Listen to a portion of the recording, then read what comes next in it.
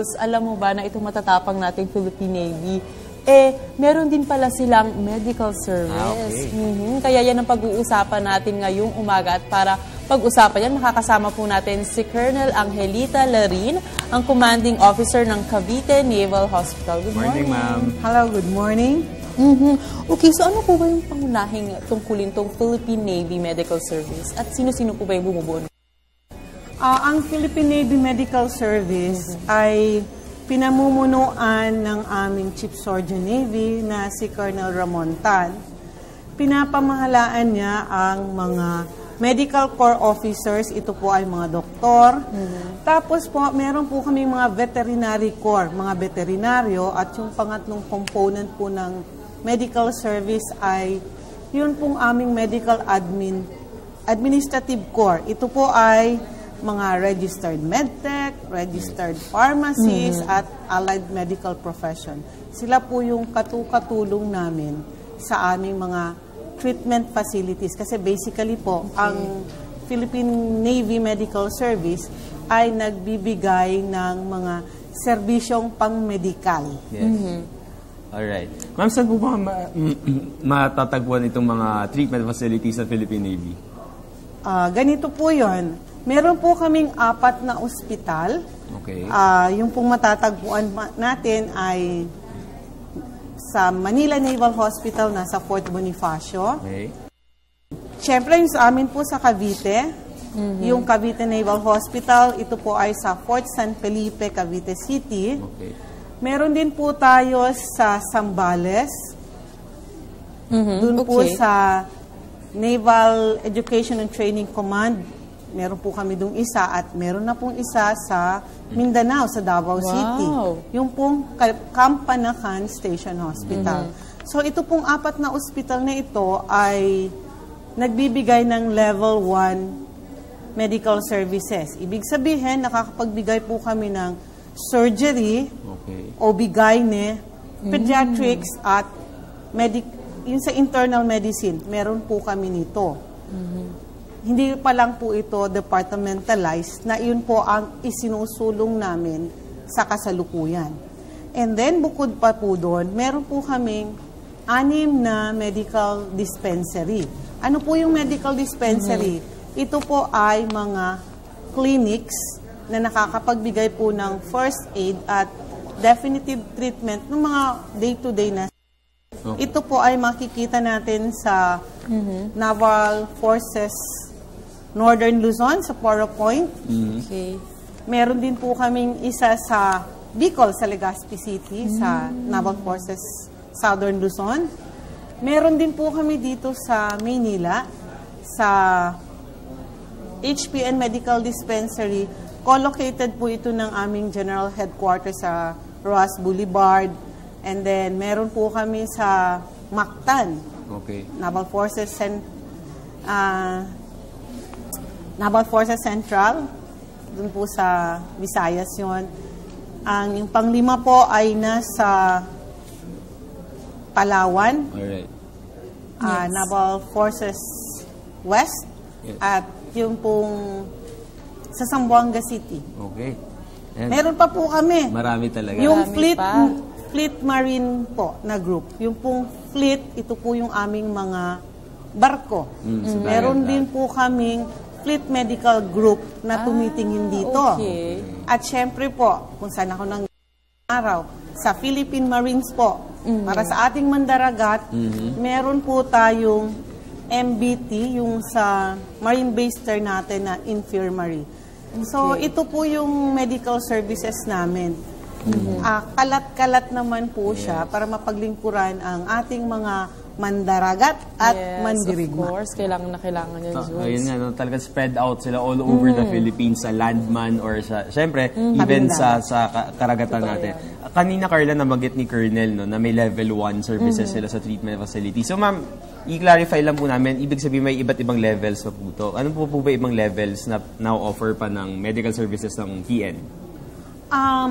Yung pong level 2 medical services, actually po, parehas lang po yan ng kakayanan ng level 1, pero mas malaki po at pinalawak dahil meron na pong mga departamento, yung surgery, medicine, pediatrics, at ang OB-GYN.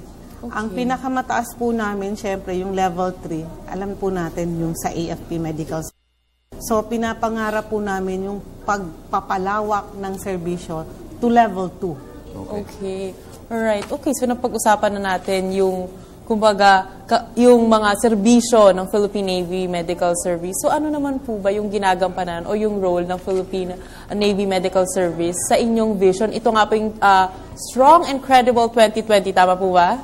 Opo. So, ang role po ng Philippine Navy Medical Service sa vision ng Navy ay actually po focus sa human capital strategy. Doon po sa human capital strategy, ang Philippine Navy Medical Service ay tumutulong na magkaroon kami ng well-motivated and professional Navy men. Yes. Pag sinabi po namin, doon pa lang po mag-umpisa kami sa recruitment. Kami po ang serbisyo na tumutulong na alamin kung ano ang fitness ng bawat isang papasok sa kasundulahan. Okay. Isip at pangangatawan. Capital strategy, maging professional, nakafocus po kami sa training, hindi lamang po ng mga manggagamot, doctors and veterinarians, MAC officers, but yung mas kasundaluhan po na tinatawag naming hospital men o corpsmen. Kami po ang tumitingin kung ano po ang dapat na curriculum para sila ay maging little doctors doon po sa field kung saan hindi namin marating. Yes. Alright. That's right. Ngayon naman, Colonel, parating na po ang 116th anniversary ng Philippine Navy. So, pwede po ba nating malaman kung ano po yung participation ng medical service ng Philippine Navy dito po sa anniversary? Dito po sa anniversary, yung pong pinakamalaking mga pangyayari, sinumula na po namin nung 12, nitong May 12 po. Nagkaroon po ng hospital visitation ang aming flag officer in command, kasama po yung aming Chief Surgeon Navy, Savi Luna, kung saan dinalaw ang aming mga sundalo, ang aming pong mandaragat at mandirigma, yun po mga nasa Manila Naval Hospital at doon po sa amin sa Cavite. Alright.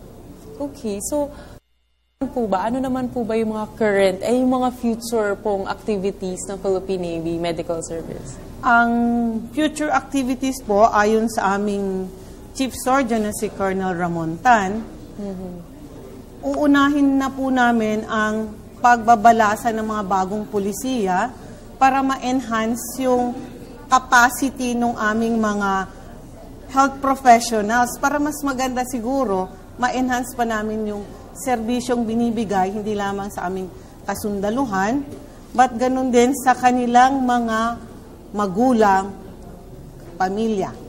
Yun lang po sa kasalukuyan at ine-enhance po yung tungkol sa PE namin, yung fitness training, doon po ang focus. Alright. Colonel, tiyak po na maraming mga boss natin na nanonood ngayon at maaaring nahimok din na mag-interesado na maging bahagi ng Philippine Navy, especially na medical service. Paano po ba natin nakikater yung mga interesado po na sumali po sa services po ng PN Medical Service? Kung gusto po nilang sumali sa amin sa Philippine Navy Medical Services, meron tanggapan sa Bonifacio Naval Station. Ito po yung Office of the Chief Surgeon Navy. Maaari po kayong tumawag sa 845-9555, local 6346. Alright. Tapos ano po yung mga usual na mga occupations na kakailanganin po? Ano po yung mga fields na may opening po? Sa kasalukuyan po, mga manggagamot, mga doctors. Doctors. Kung gusto nyo po, pasyal po kayo sa amin. Tumatanggap din po kami ng veterinarians, mga members po ng, yung mga graduate po ng medical technology, physical therapy, pharmacist, at lahat po ng allied profession ng medicine. Okay. So siguro, Colonel, ano na lang po ba yung mensahe nyo para sa ating mga kababayan? Ang mensahe lang po namin, huwag po kayong mawawala ng kung gusto niyo po kaming tulungan, kami naman po tumutulong sa inyo. Okay. Tulad sa aming humanitarian and disaster response. Nandyan po kami. Umasa po kayo na ang Philippine Navy Medical Service ay maglilingkod po sa inyo. At gusto naming magtagumpay sa pamamagitan ng tama at marangal na pamamaraan. Ayan, maraming salamat po, Colonel Angelita Villarin, ang Commanding Officer ng Cavite Naval Hospital. Maraming salamat. Thank you so much, ma'am. Thank you so much.